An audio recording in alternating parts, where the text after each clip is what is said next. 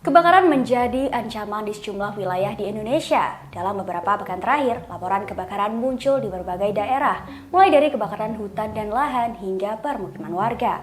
Kondisi cuaca yang kering turut meningkatkan resiko meluasnya api. Sementara di sejumlah daerah, kepulan asap bahkan mulai mengganggu aktivitas masyarakat. Fenomena ini tidak terjadi di satu wilayah saja. Jumlah titik kebakaran tercatat di berbagai daerah dengan luas dan dampak yang berbeda-beda. Kita mulai dari Kalimantan. Karhutla di Kalimantan terus meluas dan berdampak pada aktivitas masyarakat.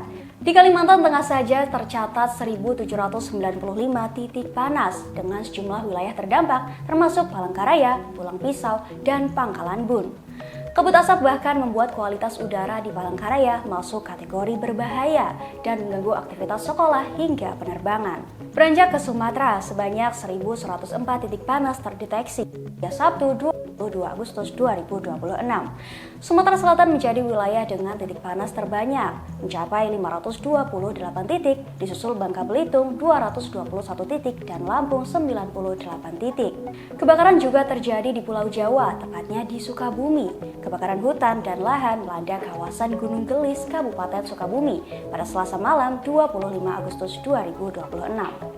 Api membakar ladang warga dan hutan bambu hingga meluas sekitar 4 hektar. Sementara di Sulawesi Selatan, BPBD mencatat 112 kejadian karhutla sepanjang Januari hingga Agustus 2026, dengan total area terbakar mencapai 1.613,67 hektar yang tersebar di 15 wilayah. Nrekang menjadi daerah terdampak terluas, mencapai 1.044,55 hektar. Intensitas kebakaran meningkat pada Juli hingga Agustus akibat kondisi panas dan angin kencang. Kondisi serupa juga terjadi di Yogyakarta. Kebakaran lahan melanda sejumlah wilayah di DIY dalam sepekan terakhir. Di Ngentakrejo, Kulon Progo, api muncul di sekitar Bendungan Kamijoro. Sementara kebakaran di perbukitan Soloharjo, Bantul hingga Purwosari, Gunung Kidul menghanguskan sekitar 10 hektar lahan.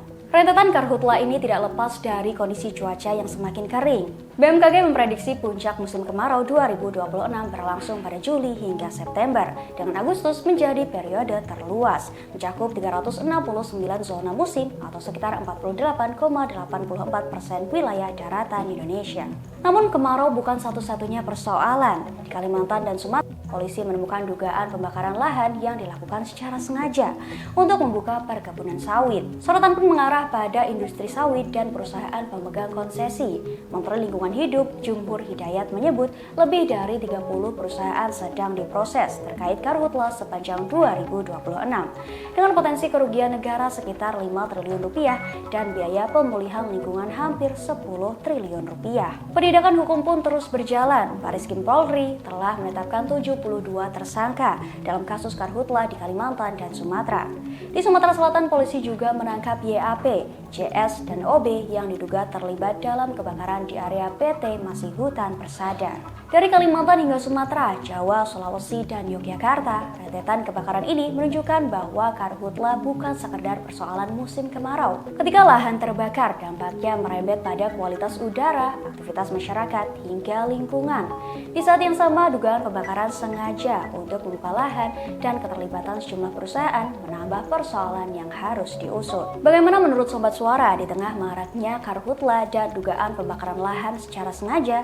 Apakah penegakan hukum yang dilakukan oleh pemerintah sudah cukup untuk mencegah kebakaran kembali terjadi? Atau masih diperlukan langkah yang lebih tegas untuk melindungi lingkungan dan masyarakat? Tulis pendapat Anda di kolom komentar.